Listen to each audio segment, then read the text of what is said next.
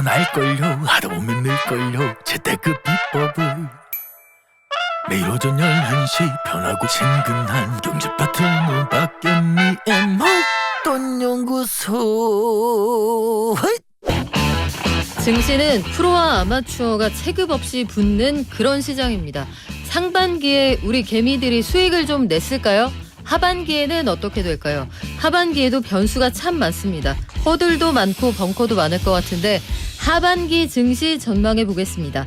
화요일에 증시연구소 YG경제연구소 차영주 소장과 함께합니다. 안녕하세요. 안녕하십니까. 자, 차 소장님, 상반기에는 우리가 예상했던 것보다는 괜찮았어요. 셀인 메이 뭐 이런 공식들은 다 무용하다 이런 것들도 확인을 했습니다. 그런데 6월 마지막 주 되어가니까 조정을 하면서 정리가 되는 것 같아요.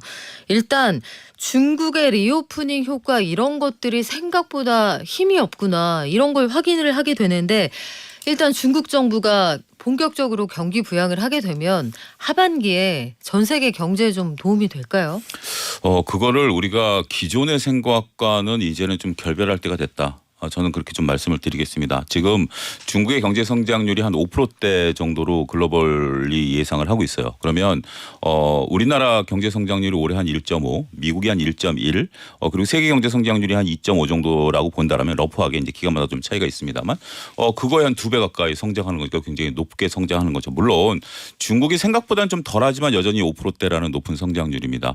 그런데 최근에 이제 중국은 LPR이라는 기준금리를 낮췄죠. 그 이유가 뭐냐면 지금 경제가 생각만큼 안 된다라는 겁니다. 앞서 이제 우리가 뭐 잔반 얘기도 했다시피 이게 실질 경제는 안 좋다라는 거죠. 그래서 경제 성장률을 하려고 하는데 어디에 포커스를 주냐면 부동산에 포커스를 여전히 두고 있다라는 거죠.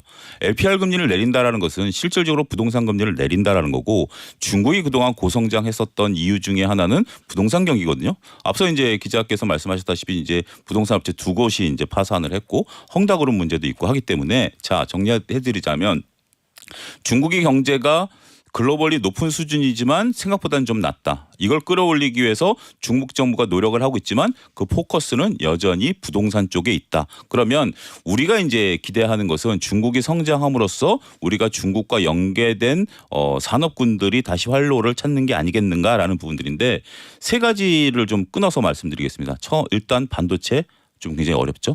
석유화학 같은 경우는 일단 중국이 자체적으로 지금 소화합니다. 이것은 중국과의 무역 규모를 보면 우리는 수출을 안 하고 있는데 중국은 석유화학과 철강 제품에 대한 수출은 늘었어요.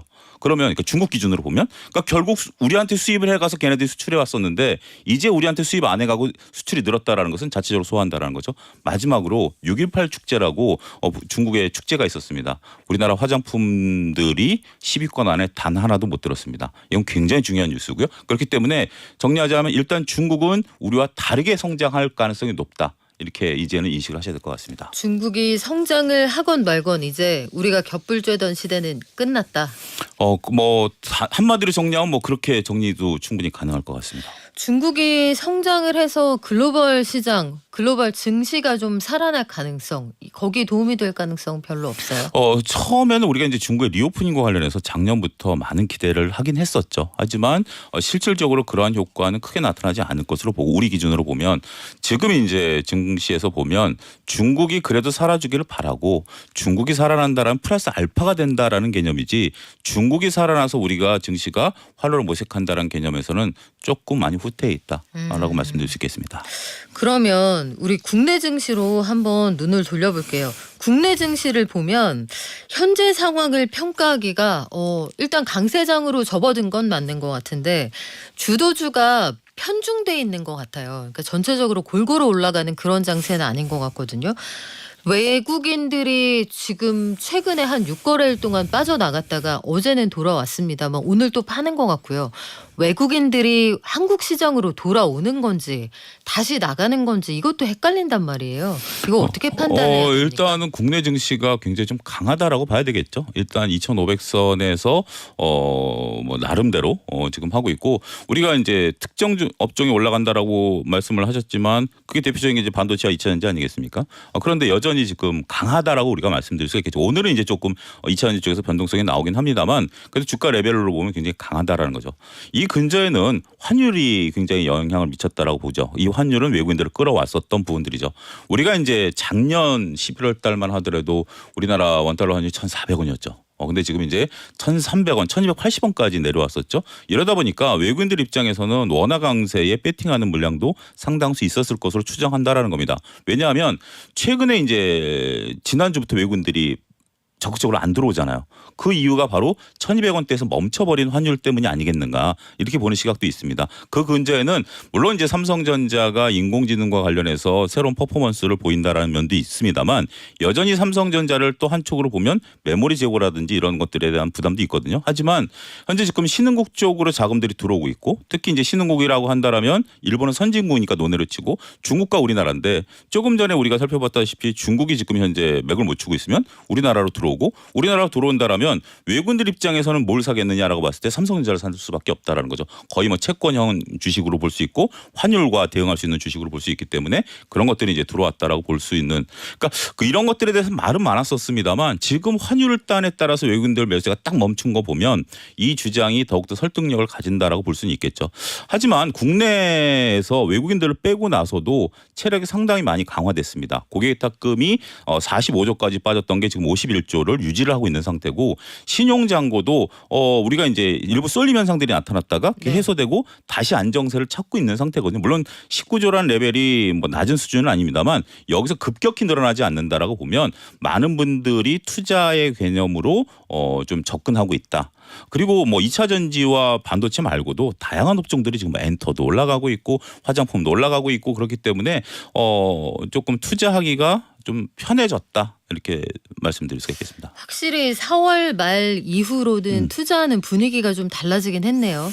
그러니까 여전히 그때도 강세는 있었지만 우리가 이제 그때도 제가 한번 말씀을 드렸던 것 같은데 뭔가 좀 찝찝하다라는 표현이 이 방송용어로 적절한지 모르겠습니다. 반신반의했죠. 그렇죠. 이게 네. 왜냐하면 계속 경기 둔화도 갈 있었고 거냐. 미국의 금리 인상 지금 오히려 그때보다 지금 더 올린다고 하더라도 전혀 반응을 안 하고 있는 거 아니겠습니까? 그래서 뭔가 좀 이렇게 뒷목이 좀 무거운 그런 상황이었습니다만 물론 이렇게 확증으로 돼버리면 이게 또 하나의 리스크일 수는 있겠습니다만 지금 상태는 일단 뭐 금요일 새벽에 끝난 뉴욕 증시가 조정을 받아도 국내 증시는 그렇게까지 조정 안 받잖아요. 굉장히 좀 강하다라고 말씀드릴 수 있겠습니다.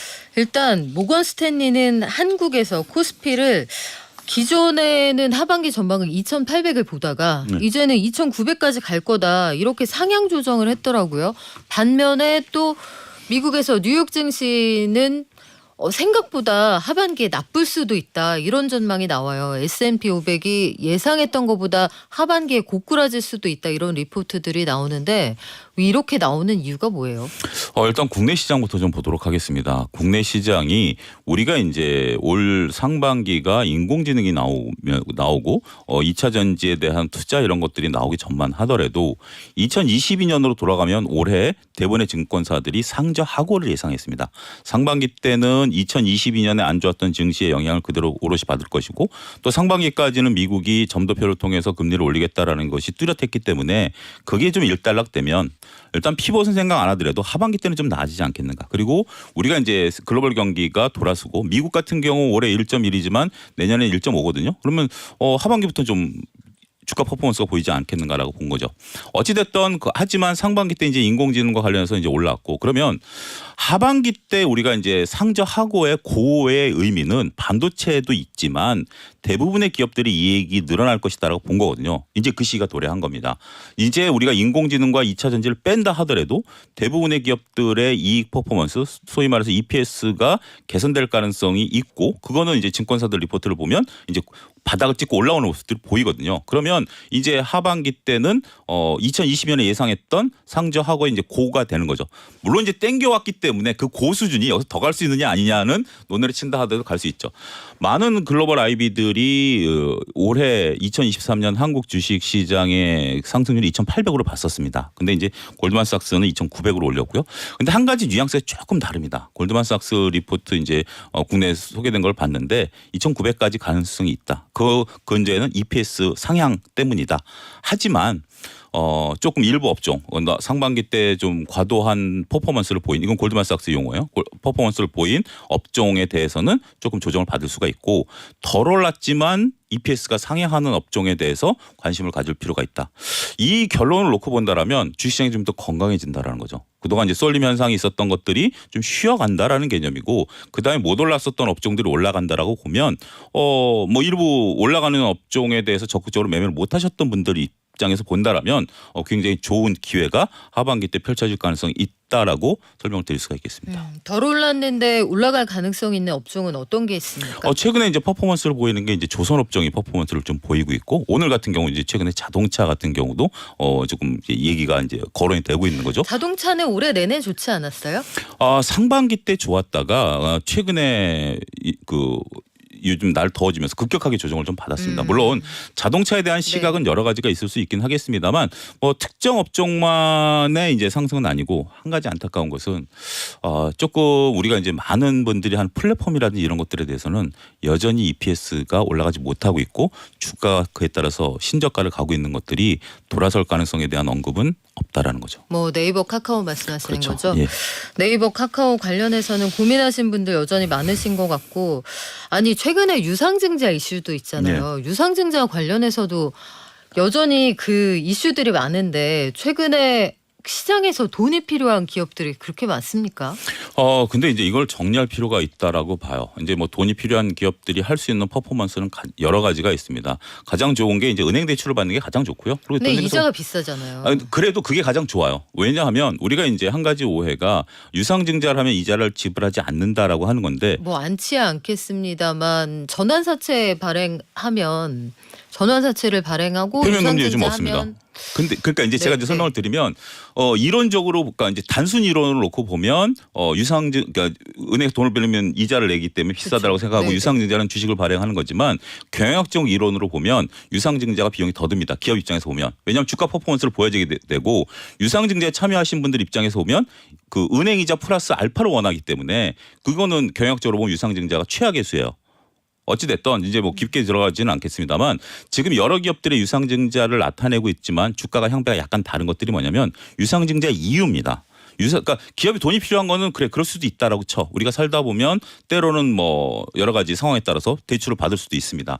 만약에 내가 집을 옮기는 과정에서 돈이 필요하다. 그거는 뭐 그럴 수 있죠. 충분히 아무리 이자가 비싸다 하더라도 내 목적이 집을 옮기는 거라면 내가 이자가 비쌈에도 불구하고 집을 옮겼다면 내가 감내하겠다라는 거죠. 하지만 내가 어찌어찌 하다 보니까 카드를 많이 썼어. 그래서 친구한테 돈을 빌린다? 이거는 최악이죠. 아무리 친구한테 이자를 안 준다 하더라도 그렇기 때문에 지금 기업들이 예를 들어서 2차 전지라든지 이런 것들이 미래 투자를 위해서 유상증자를 한다. 단기적으로는 악재지만 장기적으로 돈을 벌기 위한 투자이기 때문에 증권가에서는 호재로 보는 거고요. 하지만 지금 이제 뭐 CJ라든지 이런 쪽들은 당장 돈이 없는 거예요. 당장 회사채도 메꿔야 되고 회사채가 리볼빙이 안 된다라는 것은 최악이거든요. 이런 시기이기 때문에 유상증자가 악재다 호재다라고 단언하기보다는 얘네들이 왜 돈을 주주들에게 손을 내밀어서 빌리려고 하느냐. 그러면 주주들 입장에서는 단순하게 생각하시면 됩니다. 친구가 나한테 와서 돈을 빌려달라고 할 때 우리 물어보죠. 왜? 왜라고 물어봤는데 내가 납득할 이유라면 돈을 빌려주고 우리가 그렇게 생활하는 거잖아요. 주식도 마찬가지예요. 지금 그래서 주주들이 제일 궁금한 거는 일단 보유하고 계신 분들도 그런 내용을 알고 있어요. 네. 그리고 유상증자라는 게 주주의 그 지분 가치를 희석하기 때문에 불리하다는 것도 아시는데 지금 던지기에는 주가가 너무 많이 빠졌단 말이에요. 근데 그거는 이유가 안 됩니다. 그러면 이분들은 보유를 계속 하시는 게 맞습니까? 아니면 지금이라도 포트폴리오를 정리하시는 게 맞습니까? 냉정하게 말씀드리면 정리하는 게 맞습니다. 지금 유상증자 이슈가 있는 기업들이 제법 많거든요. 네. 뭐 이노베이션, SK 이노베이션도 예. 있고요. 네. 이제 그런 거는 이제 미래를 위한 투자이기 때문에 좀 결이 다를 수 있다라는 거죠. 조금 내가 SK 이노베이션 같은 경우 원래 이제 IPO를 통해서 자금을 마련하려고 했지만 그 셀 3사 중에 유일하게 흑자를 못 내고 있는 기업 아니겠습니까? 구체적으로 SK온이죠. 그런데 그거 투자를 위해서 유상증자를 하는 것은 우리가 에코프로라든지 LG엔솔도 과거 유상증자를 통해서 이런 걸 마련했기 때문에 다 그랬기 때문에 그것은 조금 내가 그 이익을 실현할 수 있는 엑시트 기간이 좀 미뤄지는 것뿐이지 문제는 없다라고 봐요. 하지만 그렇지 않고 지금과 뭐 CJ그룹 같은 경우라면 주가가 많이 빠진 게 이유가 된다라면 그거는 고통을 저는 연장하는 거에 불과할 수밖에 없다. 내가 지금 치통이 가능성이 있는데 이빨을 뽑아야 되지만 난 치과 무서워서 그냥 안 갈래라고 하는 거랑 다를 바 없다라고 표현드리고 싶네요. 그래요. 이거 고민들이 좀 되실 텐데 뭐 단기간에 이게 반등할 가능성이 크게 보이지는 않는 상황이다. 그럼요. 상반기에는 멱살 잡고 증시를 끌어올렸다 하는 종목들이 분명히 있었습니다. 한 1분기에는 2차 전지, 2분기에는 반도체 이렇게 딱 특정을 할 수가 있는데 하반기에는 증시의 주도주 누가 될까요? 거의 부채도사 수준으로 미래를 예상을 해야 되는데 네. 지금 이제 오늘 또 삼성전자가 이제 해외 DR한 게 이제 나온 거 보면 우리가 이제 HBM이라는 고사양 반도체에 이제 삼성전자 적극적으로 투자한다는 얘기가 나와요. 네. 그리고 이제 뭐 인공지능과 관련해서 다양한 투자가 이루어진다라고 보면 반도체는 여전히 이제 강할 수밖에 없는 것이고 이제 산업 동향 나와봐야 되긴 하겠습니다만 기존 메모리 재고가 조금 반등을 하게 되고 그 다음에 이제 앞으로 고사양 메모리에 대한 수요가 늘어난다면 반도체는 희망이 여전히 있다라고 말씀드릴 수가 있겠고 2차 전지에 대해서는 지금 뭐 굉장히 본격적인 논의가 시작이 된 것 같아요. 그러니까 좀 스트롱 바이의 의견만 있었던 2차 전지라면 이제는 2차 전지에 대한 복합적인 시각이 필요할 때가 아니겠는가라는 거죠. 2차 전지가 이제 본격적으로 이제 퍼포먼스를 보일 수 있는 것들이 지금은 이제 2차 전지들이 생각보다 좀 덜 나오는 상황이에요. 그러니까 2분기, 3분기를 보고 2차 전지 주가를, 그러니까 2차 전지 소재 주가를 판가름 한다라는 분들인데 저는 거기에 대해서는 동의하지는 않습니다. 왜냐하면 2차 전지가 지금 한 분기를 보고 하는 게 아니라 저 멀리 걸 보고 지금 2차 전지가 달려온 거거든요. 그런 과정에 있어서는 우리가 그렇잖아요.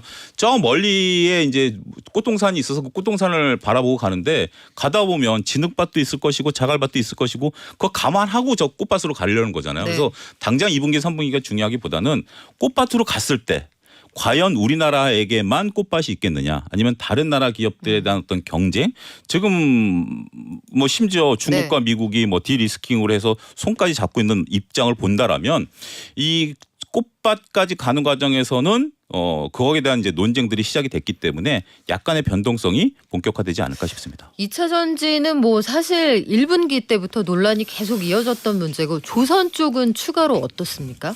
조선 쪽은 이제부터 무서워질 수 있다라고 보는 겁니다. 원래 조선 업종의 특징이 뭐냐면 수주잔고라든지 신주성가를 움직이는 것도 있습니다만 중요한 건 실적이죠. 그동안 이제 실적 퍼포먼스를 못 보여왔는데 우리가 이제 작년에 미포조선, 삼성중공업 지금 유일하게 이익을 못 낸 게 하나오션이거든요. 그런데 하나오션도 2분기 때 흑자 전환이 될 가능성이 높다라는 거죠. 근데 조선업종의 특징은 중후장대 산업이고 고정비 효과라는 것들이 있습니다. 재무제표를 보면. 근데 고정비를 커버하고 나면 이익 곡선이 J커브를 그립니다. 그러니까 보통 우리가 이익이 나면 45도 곡선으로 올라가거나 이렇게 기울기가 좀 되는데 J커브를 그리게 된다라면 퍼포먼스가 달라질 수밖에 없다라는 거죠. 그래서 최근에 조선업종 같은 경우 무거웠던 주식이 움직이는 이유가 거기에 있고 이 추세는 당분간 이어질 가능성이 높지 않겠는가 말씀드릴 수 있겠습니다. 네, 10년 만에 조선주가 좀 기지개를 켤 가능성이 있다. 이런 전망으로 오늘 말씀 마무리를 하겠습니다.